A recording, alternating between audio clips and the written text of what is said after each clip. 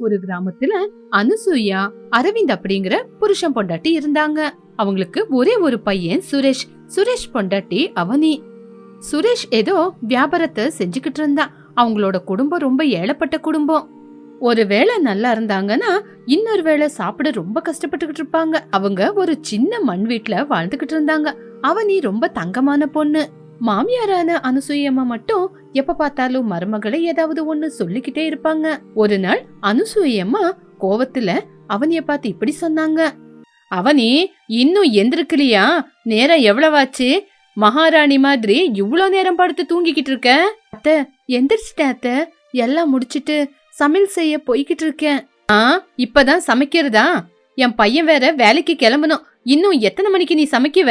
அனுசூயா, என்ன காலையிலேயே அந்த பொண்ணை போட்டு திட்டிக்கிட்டு இருக்க? அந்த பொண்ணு செய்யற வேலை செய்யறா இல்ல? ஆமாங்க, அவ பண்ற தப்பு உங்களுக்கு எங்க தெரியும்? எப்ப பார்த்தாலும் வரைஞ்சு கட்டுக்கிட்டு வந்துருவீங்க. அம்மா, ஏமா அவனைய திட்டிக்கிட்டு இருக்க? அவ செய்யற வேலைய செஞ்சுக்கிட்டு தானே இருக்கா.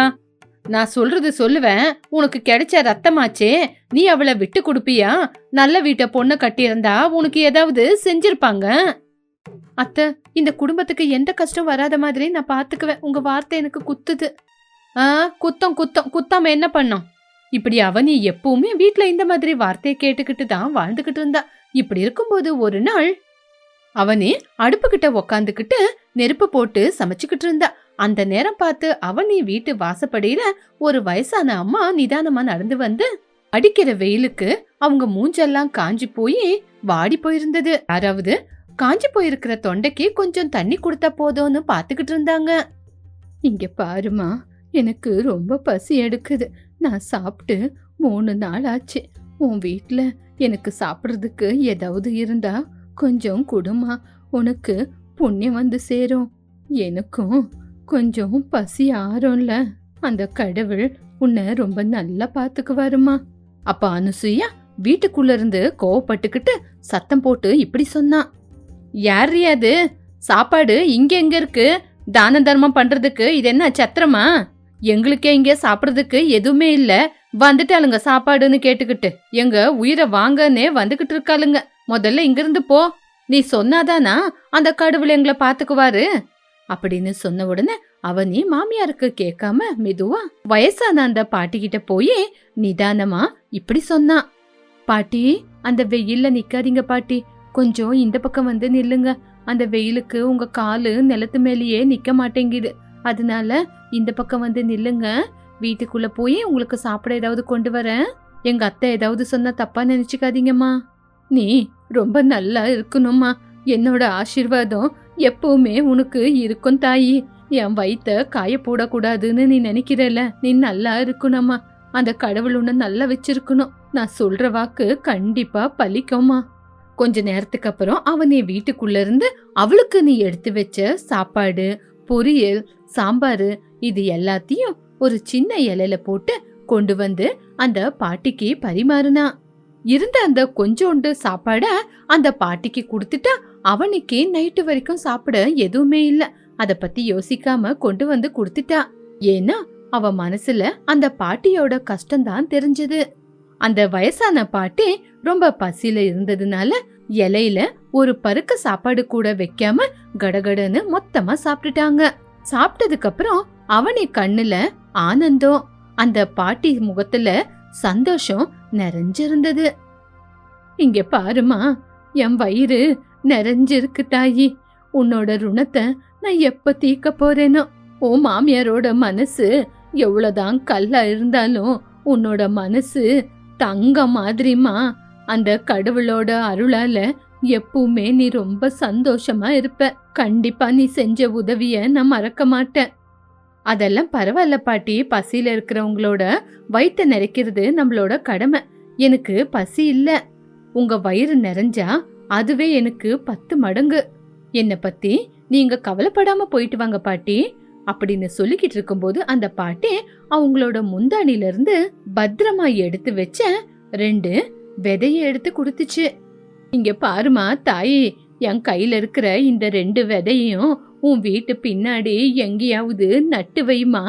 காலையில சாயந்தரம்னு இந்த செடிக்கு தண்ணி ஊத்து. கொஞ்ச நாளுக்கு அப்புறம் வாழ்க்கை நல்லா இருக்கும். உன் கஷ்டம் முழுக்க தீந்துருமா. இது என்னங்க பாட்டி, பாக்குறதுக்கு சாதாரண கத்திரிக்காய் விதை மாதிரி தெரியுது. இத நட்டு வச்சா எனக்கு என்ன கிடைக்க போகுது? இல்லம்மா தாயே, இத பாக்குறதுக்கு தான் சாதாரணமான விதை மாதிரி தெரியும். ஆனா இத கொண்டு போய் நட்டு வைமா. எல்லாத்தையும் மேல இருந்து அந்த கடவுள் பாத்துக்கிட்டு தான் இருக்கான். அவனி அந்த விதைய கொண்டு போய் அந்த பாட்டி சொன்ன மாதிரி வீட்டுக்கு பின்னாடி இருக்கிற கொஞ்சம் இடத்துல மண் தோண்டி புதைச்சு வச்சா. டெய்லி சாயங்காலம் காலையில அவளோட வேலை முடிஞ்சதுக்கு அப்புறம் தண்ணி ஊத்திக்கிட்டு அது எப்ப முளைக்கும்னு பாத்துக்கிட்டு இருந்தா. தண்ணி ஊத்த ஊத்த வெறும் 2 நாள்ல அந்த செடி கொஞ்சம் வளர ஆரம்பிச்சுது. ஒரு வாரத்திலேயே அந்த செடி ஓரளவுக்கு வளர்ந்து பாக்குறதுக்கு அச்சு அசல் கத்திரிக்காய் செடி மாதிரியே இருந்துச்சு.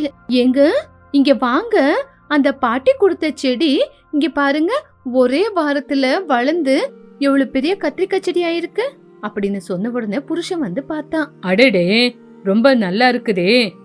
இவ்வளவு சீக்கிரம் இவ்வளவு பெருசா எப்படி வளர்ந்தது? இதுக்கு ஏதாவது உரம் போட்டியா? அது ஏதோ சாதாரணமா குப்பை செடிடா. இவ்வளோ நாளா தேவையில்லாம சும்மா அதுக்கு தண்ணி ஊத்துற. ஏதாவது காய்கறி விளைஞ்சாலும் பரவாயில்ல. அனுசூயா, எப்படியும் செடி வளர்ந்துருக்குல, எதுக்காவது உபயோகப்படும். எதுக்காக இப்படி படபடா அப்படின்னு கத்திக்கிட்டு இருக்க? இப்படி பாத்துக்கிட்டு இருக்கும் போதே அந்த செடியில நிதானமா ஒரு வாரத்திலேயே பூக்கள் வளர ஆரம்பிச்சது. மறுநாள் காலையில அவனி வந்து அந்த செடிய பார்க்கும்போது அதுல ஒரு கத்திரிக்காய் வளர்ந்திருந்தது. அந்த செடிய வந்து பார்த்த உடனே அவனி ஆச்சரியப்பட்டா. பளபளன்னு ஜொலிக்கிற சூரியன் ஒலிக்கு பளபளன்னு மினுங்கிக்கிட்டே இருக்கிற தங்க கத்திரிக்காவை பார்த்தா. அவ உண்மையிலேயே ஆச்சரியப்பட்டு நின்னா. அது சாதாரணமா தங்க வண்ணத்துல இருக்கிற கத்திரிக்காய் மட்டும் இல்ல, உண்மையிலேயே தங்க கத்திரிக்காய். அதுக்கு பட்டுக்கிட்டு இருக்கிற அந்த சூரியனோட வெளிச்சம் அவ இருக்கிற வீட்டு முழுவதும் படுற மாதிரி பளபளன்னு ஜொலிச்சுக்கிட்டு இருந்தது. கத்திரிக்காய் கணத்துக்கு செடியே கீழக்கி சாஞ்சிருச்சு. ஏங்க அத்தை, மாமா, சீக்கிரமா வாங்க, இங்க வந்து பாருங்க, பெரிய அதிசயம் நடக்குது. அவ கூப்பிட்ட உடனே எல்லாரும் சீக்கிரமா ஓடி வந்தாங்க. என்னடி ஆச்சு அவனி? என்னவோ பாம்பு கடிச்ச மாதிரி அந்த கத்திக்கிட்டு இருக்க. அப்ப அவனி எதுவுமே பேசாம அந்த கத்திரிக்காய் செடிய காட்டுனா. அடடே, இது என்னடா தங்க கத்திரிக்காய் மாதிரி தெரியுது. நான் பாக்குறது கனவா இல்ல நெனவா? ஆமாண்டி அனுசூயா, அந்த அம்மா சொன்னது உண்மைதான். உண்மையிலேயே இது கடவுள் நம்மளுக்கு கொடுத்த வரப்பிரசாதம்டி. அவனி, இத அந்த அம்மா உன் நல்ல மனசு பார்த்துதான் கொடுத்தாங்க. இதுக்கப்புறம் நம்மளுக்கு எப்பவுமே எந்த பிரச்சனையும் வராது. இப்படி பேசிக்கிட்டு இருக்கும் போதே அனுசூயா அந்த கத்திரிக்காவை பிரிச்சா. அந்த கத்திரிக்காய் ரொம்ப கனமா இருந்தது. அந்த ஒரு கத்திரிக்காய் அவங்க வாழ்க்கைய மாத்திரோன்னு அவங்களுக்கு தெரிஞ்சு போச்சு. அது உண்மையான தங்க கத்திரிக்கான்னு தெரிஞ்ச உடனே அவ கண்ணுல மளமளன்னு தண்ணி ஊத்திச்சு. அம்மா அவனி, என்ன மன்னிச்சிடுமா. இவ்வளோ நாளா உன்னை பத்தி உன் அருமைய பத்தி தெரியாம வாய்க்கு வந்த மாதிரி திட்டிட்டேன். ஆனா உண்மையிலேயே நீ என் வீட்டுக்கு வந்த மகாலட்சுமிடா. ஐயோ அத்தை, அப்படியெல்லாம் சொல்லாதீங்க அத்தை, இது நம்ம எல்லாரோட சந்தோஷம் அப்படின்னு சந்தோஷப்பட்டாங்க. மறுநாள் காலையில வந்து பார்க்கும்போது இன்னொரு தங்க கத்திரிக்காய் விளைஞ்சிருந்தது. இப்படி ஒவ்வொரு நாளும் அந்த தங்க செடி தங்க கத்திரிக்காவை கொடுத்துக்கிட்டே இருந்தது. தங்க கத்திரிக்காவை ஒவ்வொரு நாளும் சுரேஷ் கடையில கொண்டு போய் வித்துட்டு காசை கொண்டு வந்துகிட்டு இருந்தான். இப்படி கொஞ்ச நாள்லயே அந்த ஊர்ல யாருமே கட்டாத அளவுக்கு அரண்மனை மாதிரி பெரிய வீட்டை கட்டினாங்க.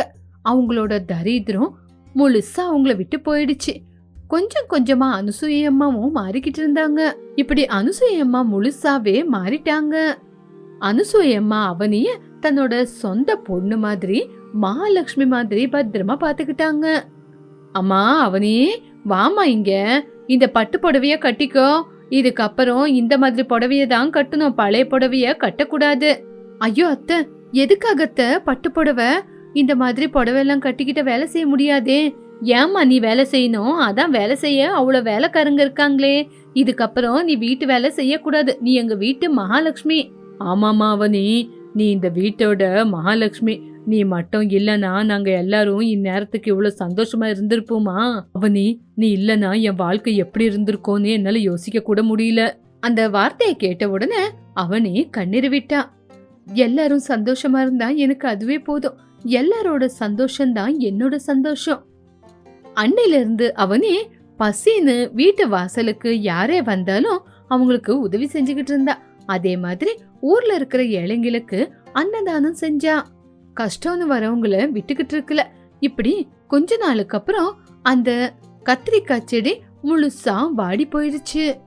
அத்த, செடி வாடி போச்சு, அதுக்கு என்ன ஆச்சு? நம்ம ஏதாவது தப்பு பண்ணிட்டுமா? அம்மா அவனே கவலைப்படாதம்மா, அந்த செடி நம்மளுக்கு எவ்வளவு கொடுக்கணுமோ அவ்வளோ கொடுத்துருச்சு. நம்ம இப்போ 4 பேருக்கு உதவி செய்யற இடத்துல இருக்கிறோம். நம்ம அந்த பாட்டிக்கும் அந்த கடவுளுக்கு எப்பவுமே கடமைப்பட்டிருக்கோமா. இப்படி அந்த செடி முழுசா வாடி போனாலும் அந்த குடும்பத்துல சந்தோஷம் எப்பவுமே நிறைஞ்சிருந்தது. அவனியோட நல்ல மனசு, மத்தவங்களுக்கு உதவி செய்யற குணம், இதனாலதான் அந்த குடும்பம் இவ்வளோ நல்ல நிலைமைக்கு வந்துச்சுன்னு எல்லாரும் புரிஞ்சுக்கிட்டாங்க. அவனியோட மாமியாரும் அவனிய ரொம்ப நல்லா பாத்துக்கிட்டு ஒரு வார்த்தை கூட திட்டிக்கிட்டு இருக்கல. இப்படி அந்த ஊருக்கு அவங்க முன் உதாரணமா வாழ்ந்தாங்க.